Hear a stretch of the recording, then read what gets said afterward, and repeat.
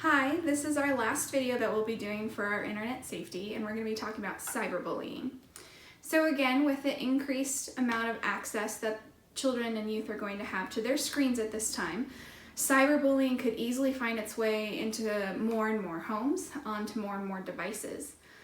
One of the main things that we realize is that students, youth, oftentimes won't bring cyberbullying to a parent or a trusted adult because they have a fear of that device getting taken away.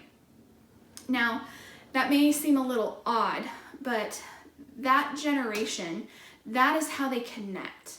And I think it's important for generations like my generation and older to understand, like, the way our youth are connecting isn't just face-to-face anymore. It's very much with their devices. And so there's this fear of missing out that they have if they don't have a way to connect, whether that's on a social media platform or even just through texting. And so we really need to understand that that fear is very, very valid to them. And so with that said, we need to make sure that when we communicate to our kids about coming and talking to us, especially if they're bringing us issues like cyberbullying or inappropriate texts, that we recognize that, yes, we may have a reaction if you bring us something that may be a little disturbing or a little bit shocking, but I am going to be a safe person to bring this issue to, because you want them to see you as kind of a safe harbor, a safe place.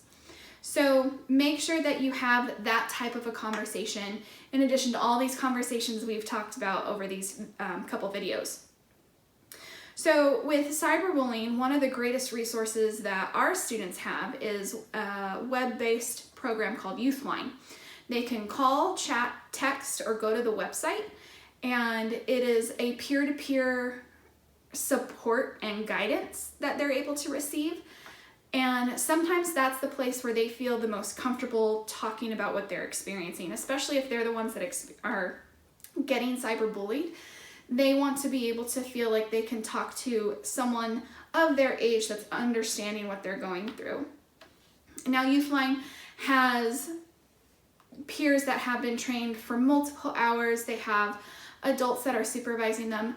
But what our kids and our students are gaining is that instant connection with someone that is of their generation, that is understanding kind of the pressures that they may be going through at that moment. Parents, you want to make sure that you are watching for changes of behavior if there is cyberbullying going on, because it very much can affect the mental health of your kid. And so you want to make sure that if you notice any kind of drastic changes or maybe a withdrawal, and I know that it may be difficult to kind of figure out what their normal routine is at this point, just with all the changes going on, but just know your kid and know when things do change, because that could be kind of a first signal that there's something going on. So if we look at the questions, these are kind of going to be multifaceted questions. You want to ask if they've ever seen anyone being bullied online, and ask them how that made them feel, whether they knew the person or not. But then ask them to step into the shoes of that person and think, how would it make them feel if they were being bullied? And they may actually have experienced this, so that's kind of that last part of that first question, asking if anything like this has ever happened to them. The next two are rather important. You're going to ask them what they can do if they are being cyberbullied. So the good news is that more often than not, they aren't going to be the ones that are bullied, they're going to be witnessing it. But if they are the ones that are experiencing the bullying, there are a couple things that we want them to do. One is to ignore the bully online, obviously. So that means not responding to posts. That means not trying to message them or do anything to make them stop, because what that actually does is it just creates more fuel for the fire.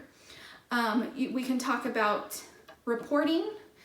the bully, whether that is on a social media platform, if that's what they're using, or if it gets to the point reporting it to local law enforcement. That next question is, what can a student or a youth do if they notice someone is being cyberbullied? And again, it's about ignoring the bully and ignoring the posts that they're seeing. Because what happens is that if they try to respond to a post on behalf of a friend or on behalf of the person, what they're doing is actually making it come up on news feeds of people that may not have had it on their news feed to begin with. And so it just kind of spreads this post further out to more and more people, and it doesn't really have a positive reaction or a positive effect on it. So instead, it's just ignoring it and not responding to it at all. But one of the best things that they can do is that they can befriend the person that's being cyberbullied. Now, we're not saying that they need to be best friends or anything like that, but they can reach out to that person just simply online saying, hey, I saw what was posted. Just know I took it off of my feed. I know that's not something that's true about you. Just know that I know that's not you, or I'm sorry that this happened. If you need to talk, I'm here. Just letting them know that there is someone out there that knows the truth. And then the next question is, do you think cyberbullying is better or worse than being bullied in person, and how come? And this is just kind of a self-reflective question that you can ask your kids, just understanding the ins and outs of why maybe cyberbullying can be a little bit harder to deal with, because it's no longer just on the playground or at school, but it can be on a device that they have in their home on a daily basis.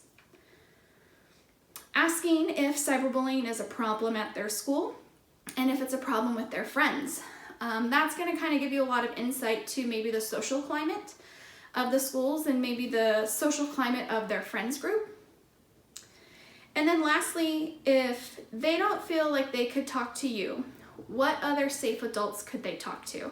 And this is really, really important, because regardless of what topic we're talking about, Kids Center always recommends that kids have 2 to 3 safe and trusted adults outside of the home. So maybe it's another family member, maybe it's a coach, a teacher, a school counselor, someone that is outside, that if they don't feel comfortable coming to you, that it is a person that you trust, that they trust, that they can have confidentiality with. And when they tell you who these adults are, we recommend going and having a conversation with them. This conversation can range from just letting them know, like, hey, just want to let you know my kid sees you as a safe adult.